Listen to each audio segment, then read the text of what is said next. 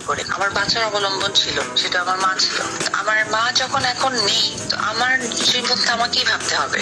আর আমাকে যদি আমি না ভাবি, তাহলে আমার ভবিষ্যতে আমি যদি মারাও যাই, আমার ঘরের মধ্যে থেকে লাশ বের করার কোনো লোকটা থাকবে না।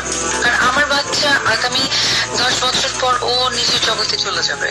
ও আদৌ আমাকে ভালোবাসবে, নাকি ও ওর লাইফটা ভালো থাকবে, এটা তো ইম্পর্টেন্ট ব্যাপার।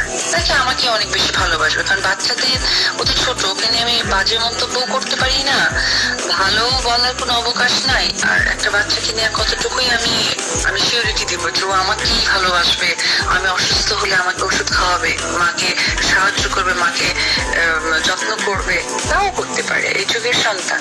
কিন্তু তাই বলে আমার অবলম্বন থাকবে না।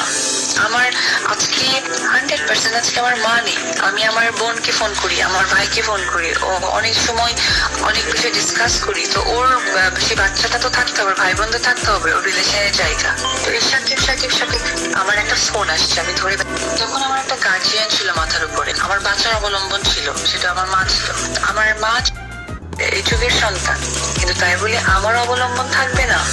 আমার আজকে 100% আজকে আমার মা নেই, আমি আমার বোনকে ফোন করি, আমার ভাইকে ফোন করি, ও অনেক সময় অনেক বিষয় ডিসকাস করি। তো ওর সে বাচ্চাটা তো থাকতে হবে, ভাই বোন তো থাকতে হবে, ওর রিলেশনের জায়গা।